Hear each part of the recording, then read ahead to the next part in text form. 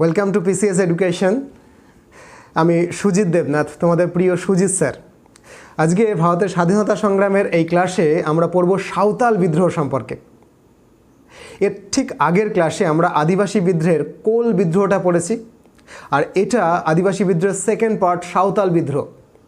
1855 থেকে 1856 সালের এই সময়কালের মধ্যে ভারতবর্ষের ইতিহাসে সাঁওতাল বিদ্রোহ ঘটে সিধু কানুর নেতৃত্বে। তোমরা কম বেশি এটা জানো, কিন্তু আমি যখন তোমাদেরকে এটা পড়াচ্ছি শুরু থেকে শেষ গল্পের মতো করে ধাপে ধাপে আমি ডিটেলসে বলবো। যদি এখনও হাতে খাতা এবং পেন না থাকে, প্লিজ খাতা পেন নিয়ে এসে বসো, ততক্ষণে না হয় ভিডিওটা পজ করে রাখো। ইনফরমেশনসগুলো যেগুলো আমি দিচ্ছি সেগুলো note it down please. Santhal বিদ্রোহের শুরুতেই আমাদের জানতে হবে সাঁওতাল কারা, হু আর সাঁওতালস। সাঁওতালরা হলেন ভারতবর্ষের একটা আদিবাসী সম্প্রদায়, যারা কঠোর পরিশ্রমী, শান্তিপ্রিয়, সরল প্রকৃতির কৃষিজীবী আদিবাসী সম্প্রদায়। আমি কৃষিজীবী কেন বললাম? তার কারণ কৃষি কাজটাই তাদের প্রধান এবং মুখ্য জীবিকা ছিল। প্রাথমিকভাবে তারা বাস করত বাংলার বাঁকুড়া, মেদিনীপুর, বীরভূম, মানভূম, ছোটনাগপুরের পালৌম অঞ্চলের গভীর অরণ্যে বা গভীর বনভূমিতে। তাদের মুখ্য কাজ ছিল কৃষিকাজ, এবং বনাঞ্চল থেকে যাদের ওপরে তাদের স্বাভাবিক অধিকার ছিল প্রজন্মের পর প্রজন্ম ধরে, সেই বনাঞ্চল থেকে কখনো ফল, কখনো মূল, কখনো কন্দমূল, কখনো কাঠ সংগ্রহ করে তারা তাদের জীবন এবং জীবিকা নির্বাহ করত। কিন্তু গোল বাঁধল 1793 সালের 22শে মার্চ লর্ড কর্নওয়ালিস, আরেকবার 1793 সালের 22শে মার্চ, নোট করো এটা, 1793 সালের 22শে মার্চ যখন লর্ড কর্নওয়ালিস ভারতবর্ষে চিরস্থায়ী বন্দোবস্তের প্রবর্তন করলেন। এই চিরস্থায়ী বন্দোবস্তের প্রবর্তনের ফলে জমির অধিকারটা চলে গেল কার কাছে? জমিনদারদের কাছে, ইজারাদারদের কাছে, এবং তারা বংশ পরম্পরায় চিরস্থায়ীভাবে জমির ওপরে অধিকার ভোগ করতে শুরু করলো। তাহলে যারা কৃষিকাজ করতো তাদের অবস্থাটা কীরকম হলো? কৃষির কিন্তু আর জমির ওপর অধিকার থাকলো না, অধিকার থাকলো জমিদারের। তারা ভূমিদাসে পরিণত হলো একরকমভাবে। এখন চিরস্থায়ী বন্দোবস্ত বা পার্মানেন্ট সেটেলমেন্ট ভারতবর্ষের কৃষির ওপরে ঠিক কীভাবে প্রভাব ফেলেছিল এটা আমি নিশ্চয়ই অন্য ক্লাসে পড়ব। কিন্তু ভারতবর্ষের ইতিহাসে যারা কখনো কোনো দিন ট্যাক্স দেয়নি, বনের ওপর যাদের স্বাভাবিক অধিকার ছিল, সেই সাঁওতালদের ওপরে কিন্তু এই জমিদাররা, যারা জমির চিরস্থায়ী মালিক হয়ে গেল, তারা ট্যাক্স বসাতে শুরু করলো। কখনো জমিদারদের ট্যাক্স, কখনো ইস্ট ইন্ডিয়া কোম্পানির কর্মচারীদের অত্যাচার এতটাই অতিষ্ঠ হয়ে গেল যে উচ্চ হারে ট্যাক্স তারা সহ্য করতে না পেরে বাঁকুড়া, মেদিনীপুর, বীরভূম, মানভূম, ছোটনাগপুরের পালৌম অঞ্চল থেকে তারা আরও পূব দিকে সরে গেল, এবং রাজমহল পাহাড়, চেনো তো রাজমহল পাহাড় ছোটনাগপুর থেকে একটু দূরে, রাজমহল পাহাড়টা ঝাড়খণ্ড, বিহারের। এই রাজমহল পাহাড়ের আরও দুর্গম পার্বত্য অঞ্চলে এসে তারা বসবাস করতে শুরু করলো। এই রাজমহল পাহাড়ের প্রান্তদেশে তারা যখন বসবাস করতে শুরু করছে, গভীর বন যেখানে মানুষের হাত তখনও পড়েনি, সেই বনের গাছপালা কেটে তারা কৃষি জমি তৈরি করতে শুরু করলো। এই জমি কেটে কৃষি জমি তৈরি যেটা হলো, তার নাম তারা দিল দামিন-ই-কোহি। দামিন-ই-কোহি একটা সাঁওতাল শব্দ, যার অর্থ তখন যারা প্রতিষ্ঠা করেছিল তখন হয়েছিল পাহাড়ের প্রান্তদেশ। পরীক্ষার সময় জিজ্ঞেস করে দামিন-ই-কোহির মানে কি? দামিন-ই-কোহির মানে হচ্ছে পাহাড়ের প্রান্তদেশ, কিন্তু পরবর্তীকালে পলিটিক্যালি এই দামিন-ই-কোহিটাকে ইউজ করা হবে tax free land for Santhal, অর্থাৎ এমন একটা জমি যেখানে পলিটিক্যালি সাঁওতালরা কোনো ট্যাক্স দেয় না। কিন্তু প্রাথমিকভাবে দামিন-ই-কোহি একটা সাঁওতাল শব্দ, যে শব্দের মানে কিন্তু হবে পাহাড়ের প্রান্তদেশ। এটা নিয়ে অনেকের গোল বাদে, আমি বলে দিচ্ছি, একটু পরে আরও ডিটেলসে বলবো। এই দামিন-ই-কোহি, যার অর্থ সাঁওতালি ভাষায় পাহাড়ের প্রান্তদেশ, এখানে তারা শান্তিতে বসবাস করতে শুরু করে, কৃষিকাজে মন দেয়। যেহেতু গহীন অরণ্যের ওপরে তাদের স্বাভাবিক অধিকারও প্রতিষ্ঠা হয়। কিন্তু সেখানেও এই বহিরাগতদের হাত থেকে তারা মুক্তি পেল না। ক্রমশ জমিদার, ইজারাদার মহাজন, শস্য বিক্রেতা, মধ্যস্বত্বভোগী, এই সমস্ত বহিরাগত যারা, তারা ক্রমশ এই দামিনী কহির মধ্যে প্রবেশ করে আসতে শুরু করলো। সাঁওতালদের ভাষায় যারা সকলে দিকু, দয়স্যি কয়স্যু, দিকু নামে পরিচিত ছিল। যদি জিজ্ঞেস করো দিকু শব্দের অর্থ কি, Diku is a Santali word, যার মানে হচ্ছে প্রবঞ্চক, ঠক, যারা আমাদেরকে ঠকাচ্ছে। কিন্তু দিকু শব্দটাকে সাঁওতালিরা সম্পূর্ণ বহিরাগত, মানে যারা বাইরে থেকে তাদের সমাজের মধ্যে ঢুকে এসেছে, তাদের দামিনী কহির মধ্যে ঢুকে এসেছে, তাদের অর্থে ব্যবহার করত। এই দিকুর মধ্যে কারা পড়ত? জমিদাররা পড়ত, মহাজনরা পড়ত, ইজারাদাররা পড়ত, শস্য ব্যবসায়ীরা পড়ত, নীলকররা পড়ত। যারা যারা তাদের সমাজে, ইংরেজ কর্মচারীরা পড়তো, রেল কর্মচারীরা পড়তো, সিপাহীরা পড়তো, যারা যারা তাদের সমাজে দামিনী কহির মধ্যে অবাঞ্ছিতভাবে প্রবেশ করলো, তারাই দিকু। এই দিকুদের হাত থেকে তাদের আর কোনো নিস্তার রইল না।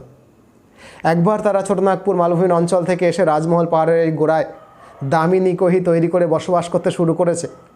কিন্তু এই দামিনী কহিও কিন্তু জমিদারের ট্যাক্স থেকে মুক্তি পেল না।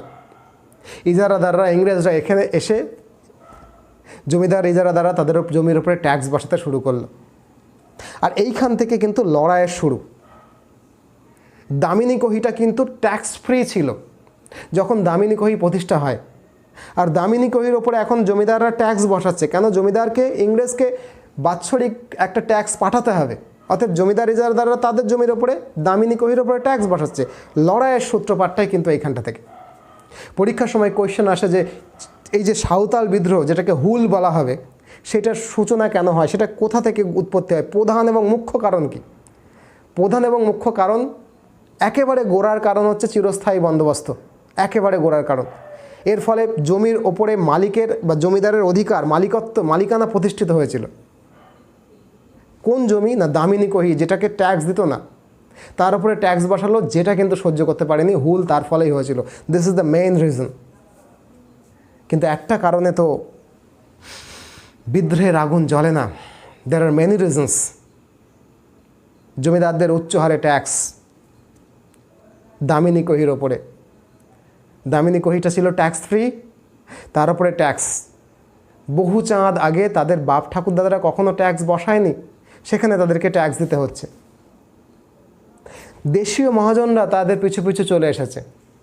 এই দেশীয় মহাজনরা তাকে 100 টাকা সুদ ধার দেয়, আর যেহেতু নিরক্ষর আদিবাসী সাঁওতাল, তাদেরকে 1000 টাকা লিখিয়ে নেয়। কখনো 50%, তো কখনো 500% সুদে তাদেরকে টাকা দেয়, এবং একবার ঋণ নিলে সেই ঋণের ফাঁদ থেকে সাঁওতালরা সারা জীবনে বংশ পরম্পরায় বেরোতে পারত না। তাদের বলদ লাঙল চলে যেত, তাদের জমি ফসল চলে যেত, এমনকি নিজেরাও বিক্রি হয়ে যেত, তবুও এই মহাজনদের ঋণ শোধ হতো না। তাদেরকে তো জীবনভর বেগার খাটতেই হতো, তাদের ছেলে নাতিকেও বেগার খাটতে হতো। বংশানুক্রমিক বেগার খাটা ব্যবস্থা চালু করে ফেলেছিল। সহ্যের না একটা সীমা থাকে। তার উপরে যারা যে শস্য ব্যবসায়ীরা ছিল, তাদের ধান কিনতো। এই শস্য ব্যবসায়ীরা কেনার সময় এক ধরনের বাটখারা ব্যবহার করত, আর বেচার সময় আর এক রকমের বাটখারা ব্যবহার করত। বাংলার চলিত ভাষায় যেটাকে বলা হয় বেচারাম আর কেনারাম বাটখারা। কেনারাম বাটখারা একরকম, বেচারাম বাটখারা একরকম। এই কেনারাম আর বেচারাম বাটখারার প্রয়োগ এমনকি মিশনারিরা যারা সাঁওতালদের সাহায্য করবার নামে তাদের দামিনী কহির মধ্যে ঢুকে পড়েছিল, কখনো লোভ দেখিয়ে, কখনো চাপ দিয়ে, কখনো এভাবে, কখনো সেভাবে, যে কোনো অজুহাতে তাদের ধর্মান্তরিত করতে শুরু করে দিয়েছিল। তাদের বিচার ব্যবস্থা, তাদের সমাজ ব্যবস্থা, এই রীতিনীতি, কালচারের উপর একটা এক্সট্রা বহিরাগত দিকুদের চাপ তৈরি হচ্ছিল। আর এই সময় ইংরেজ সৈন্য, রেল কর্মচারী, ঠিকাদাররা তাদের হাঁস, মুরগি, ছাগল, এমনকি সাঁওতাল নারীদেরকেও পর্যন্ত নিস্তার দেয়নি। হাঁস, মুরগি, ছাগল তো কেড়ে নিতই, কখনো কখনো নারীদেরকেও অপহরণ করে নিয়ে চলে যেত। অতএব সহ্যের একটা সীমা থাকে। তারা একবার ছোটনাগপুর মালভূমি অঞ্চল থেকে এসে এই রাজমহল পাহাড়ের প্রান্তদেশে দামিনী কহির প্রতিষ্ঠা করেছে, যেটা ছিল তাদের ট্যাক্স ফ্রি ল্যান্ড। সেখানেও এসে ট্যাক্স বসেছে। তারপরে মহাজনদের অত্যাচার, জমিদারদের অত্যাচার, কেনারাম বাচারাম বাটখারার প্রয়োগ, মিশনারিরা সুতো নিয়ে ধর্মান্তরিত করতে শুরু করে দিয়েছে তাদেরকে। সেনাবাহিনীরা তাদের হাঁস মুরগি ছাগল তো নিয়ে যাচ্ছে, মেয়েদেরকেও নিস্তার দিচ্ছে না, মেয়েদেরকেও তুলে নিয়ে চলে যাচ্ছে।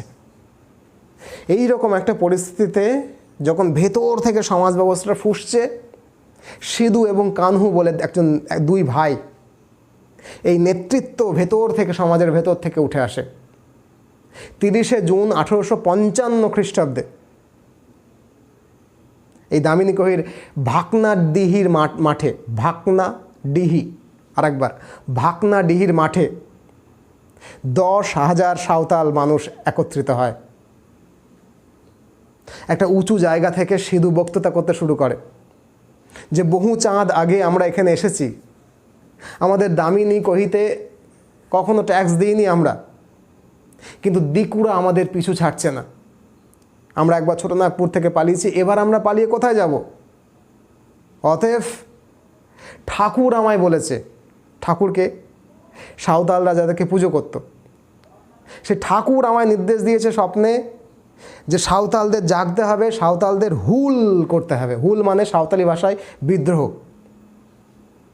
সিধুর এই আহ্বানে 10,000 মানুষ সমবেতভাবে গর্জে ওঠে, হুল হুল হুল। দ্যাট মিন্স বিদ্রোহ। That is the last alternative for Santhals. Sidhu ঘোষণা করে যার যা আছে, whatever the weapons you have, যে অস্ত্র তোমাদের হাতে আছে, তীরধনু, কুরুল, বল্লভ, দা, বটি, কাঁচি, খুন্তা, লাঠি, সোটা, বল্লভ, তীর, তাই নিয়ে এই দিকুদের আমাদেরকে মোকাবেলা করতে হবে। এই দিকু কারা? সবাই যারা অবাঞ্ছিতভাবে প্রবেশ করেছে আমাদের দামিনী কহিতে। 30শে জুন 1955 কিন্তু এই বিদ্রোহের ঘোষণা হয়ে গেছিল। কি উদ্দেশ্য ছিল এই বিদ্রোহের? উদ্দেশ্য ছিল দামিনী কহি থেকে দিকুদেরকে পার্মানেন্টলি হটিয়ে সেখানে স্বতন্ত্র সাঁওতাল রাজ প্রতিষ্ঠা করা। এবং সিধু কানু এই বিদ্রোহেরই ডাক দিয়েছিল। প্রকাশ্যে এই বিদ্রোহটা চলতে থাকে। সিধু কানু ছাড়াও চাঁদ ভৈরব নামক দুই ভাই এই বিদ্রোহে ভীষণ রকমভাবে নেতৃত্ব দিয়েছিলেন। আর নেতৃত্ব দিয়েছিলেন বীর সিং, কালো প্রামাণিক, ডোমন মাঝি। ক্রমশ এদের সংগঠন 50,000-এ পৌঁছে যায়। জমিদারের বাড়ি আক্রমণ করতে শুরু করে, জ্বালিয়ে দেয়। মহাজনদেরকে খুন করে, তাদের বাড়ি ঘর জ্বালিয়ে দেয়। নীলকর চাষিদেরকে একের পর এক হত্যা করতে শুরু করে। ইংরেজ কর্মচারী একজনও বাঁচে না। পুলিশ এবং থানাগুলোকে জ্বালিয়ে দেয়, রেলের লাইনগুলোকে উপড়ে দেয়, ডাকঘরকে জ্বালিয়ে দেয়। চাঁদ ভৈরব তো তখন পাকুড় রাজবাড়িকে লুট করে এবং এর ফলে কয়েক মাসের মধ্যেই মহেশপুর, মুর্শিদাবাদ, বীরভূম, সিংভূম, মুঙ্গের, হাজারিবাদ, এদিকে রাজমহল থেকে ওদিকে কোলগঞ্জ, এদিকে বীরভূম থেকে ওদিকে ভাগলপুর পর্যন্ত একটা সাঁওতাল মুক্তাঞ্চলে পরিণত হয়। এবং এই যে সাঁওতাল মুক্তাঞ্চল, সেখানে একটা স্বাধীন রাজ প্রতিষ্ঠা হয়েই গেল। এইটা তো ইংরেজদের পক্ষে মেনে নেওয়াটা সম্ভব ছিল না। অতএব বুঝতেই পারছো, খুব স্বাভাবিকভাবেই দমন তো হবেই। দমন নীতি যখন শুরু হয়, ইংরেজ সেনাদল মুর্শিদাবাদের নবাবের সাহায্য নিয়ে, এটা মাথায় রাখতে হবে, পরীক্ষায় কোয়েশ্চেন আসে। ইংরেজ সেনাদল মুর্শিদাবাদের নবাবের সাহায্য নিয়ে সাঁওতাল বিদ্রোহকে দমন করবার জন্য উদ্যত হয়। এর আগে কোল বিদ্রোহ দমন করার অভিজ্ঞতা তাদের আছে। ইংরেজদের কামানের কাছে এই সিধু কানুর বাহিনী জাস্ট উধাও হয়ে যায়। সিধু পুলিশের সেনার গুলিতে মারা যায়। কানুর ফাঁসি হয়। 23,000 সাঁওতালকে নির্বিচারে বনের মধ্যে বাঁশ টাঙিয়ে একের পর এক ফাঁসিতে ঝুলিয়ে দেওয়া হয়। মুর্শিদাবাদের নবাব 36টা সাঁওতাল গ্রাম হাতির পায়ের তলায় নষ্ট করে দিয়েছিল, তছনছ করে দিয়েছিল। হাতি দিয়ে এই 36টা গ্রামকে ধ্বংস করে দেওয়া হয় সম্পূর্ণ রকমভাবে, নির্মমভাবে। 1556 খ্রিস্টাব্দের শেষের দিকে এই সিধু কানহুর বিদ্রোহটা দমন করে দেওয়া হয়। যাদেরকে ধরা হয় অধিকাংশ পুরুষেরই 7 থেকে 14 বছরের জেল হয়ে যায়। এবং এইভাবে দমন হওয়ার পর আদিবাসী বিদ্রোহ আর কখনো মাথা তোলেনি। কিন্তু সবটাই কি এই বিদ্রোহের ফলে বৃথা গেছিল? না। 20-25 হাজার সাঁওতালের মৃত্যু হয়েছিল, কিন্তু কোম্পানি বুঝতে পেরেছিল যে এই জাতিটাকে, স্বাধীন সত্তা বিশিষ্ট স্বাধীন চেতা জাতিটাকে, আদিবাসীটাকে ওই রকমভাবে দমন করা আর যাবে না। বারবার যদি তারা বিদ্রোহ করে, বারবার যদি তাদেরকে দমন করতে হয়, সেই জন্য বিদ্রোহের কারণগুলো তারা ভাবনা চিন্তা করেছিল। এইটা কিন্তু ফল। কোম্পানি সাঁওতাল পরগনাকে একটা সাঁওতাল পরগনাকে আলাদা করে সাঁওতাল পরগনা গঠন করে। সেখানে কোম্পানি বিশেষভাবে নজর দেয় যাতে তাদের জমির ওপরে, বনের ওপরে তাদের যে স্বাভাবিক অধিকার সেটা প্রতিষ্ঠিত থাকে। পুনরায় যাতে কোল বিদ্রোহের মতো সাঁওতাল বিদ্রোহটা আরেকবার না হয়, সেই জন্য জমির ওপরে তাদের স্বাভাবিক অধিকারকে ফিরিয়ে দেওয়া হয় সাঁওতাল পরগনায়। এই সাঁওতাল পরগনা কিন্তু তখন কোম্পানি গঠন করেছে 1556 সালের পরে। সরি 1556 নয়, আমি বলছি ভুল হয়ে গেল, 1856 সালের পরে। 1856 সালের পরে, এই 1856 সালের পর কোম্পানি ওখানকার যে মহাজন, সেই মহাজনদেরকেও কিন্তু সুদের হার নির্দিষ্ট করে দেয়, তারা যাতে অতিরিক্ত হারে সুদ নিতে না পারে। যদি ইতিহাসের গর্ভে এই সিধু কানুর বিদ্রোহটা একসময় হারিয়ে যায়, কিন্তু সিধু কানু আজও আমাদের ইতিহাসে জীবন্ত। তাদের লড়াইয়ের ইতিহাস ভারতের স্বাধীনতা সংগ্রামের একটা পার্ট। 1856 সালে এই বিদ্রোহটাকে বলা হয় 1857 সালে মহাবিদ্রোহের পদধ্বনি। আজকের ক্লাসটা এই পর্যন্তই। এইরকম আরও ক্লাস তোমাদেরকে আমি করাচ্ছি, তোমরা জানো। ভারতের ইতিহাস থেকে শুরু করে ভারতের স্বাধীনতা সংগ্রাম, Indian geography, physics, chemistry, biology, English, mathematics, GI, Indian polity, Indian economy, civil সার্ভিসের জন্য যা যা দরকার, তার সমস্ত রেকর্ডেড ভিডিও ক্লাসগুলো পেতে গেলে এখানে একটা ফোন নাম্বার যাচ্ছে। Call this phone number and ask our secretaries how to access all the video classes. আর আমাকে খুঁজে পেতে গেলে সুজিত দেবনাথ বলে ফেসবুকে সার্চ দাও, আর খুঁজে পেলে ফলো করে দেখো। খুব শীঘ্রই আবার নতুন ভিডিও নিয়ে তোমাদের সঙ্গে দেখা হচ্ছে। আপাতত এ পর্যন্তই। খুব ভালো থাকো। Tata, by.